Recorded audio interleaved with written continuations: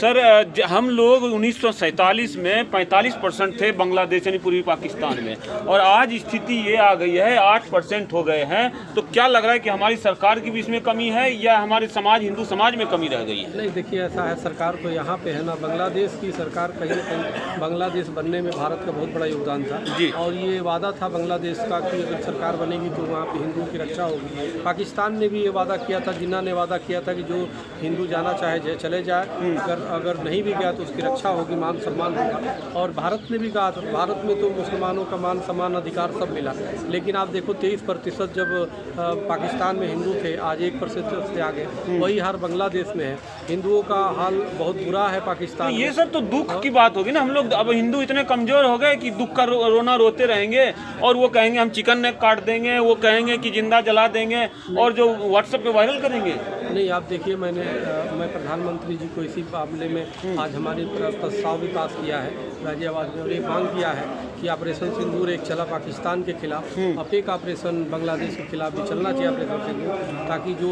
उस हिंदू को सरेआम जलाया गया, जो अनेक हिंदू की बस्तियों को आग लगाया गया, हिंदुओं पे जो बेटी बहनों का अपहरण सरेआम हो रहा है, जो मारा जा रहा है, तो बांग्लादेश जैसे टुच्चा देश, ये जिहादी देश जो इस्लामिक आतंकियों का प्रभाव है, और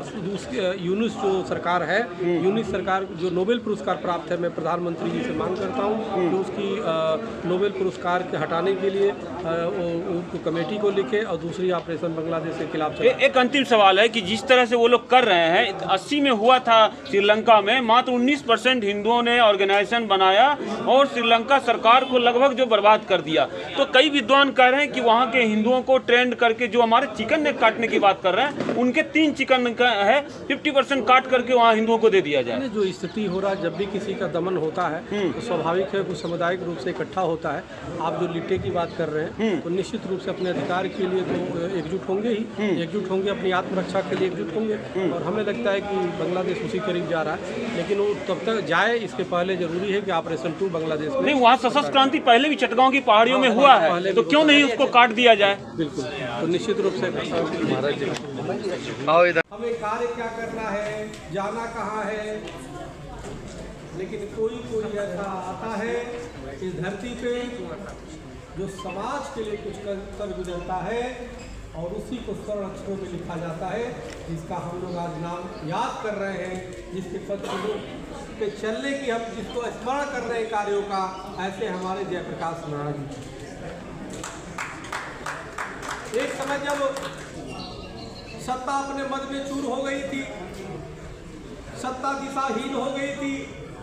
किसी को समझ नहीं आ रहा था कि करे क्या, उस समय एक देश का प्रकाश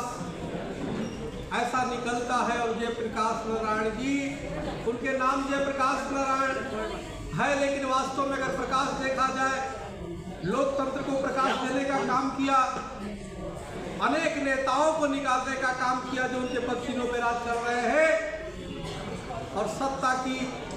जो गर्मी थी, सत्ता की जो अहंकार थी, उसको ठोकर मारने का काम किया, और देश की जनता के स्वाभिमान को आगे लाने का काम किया।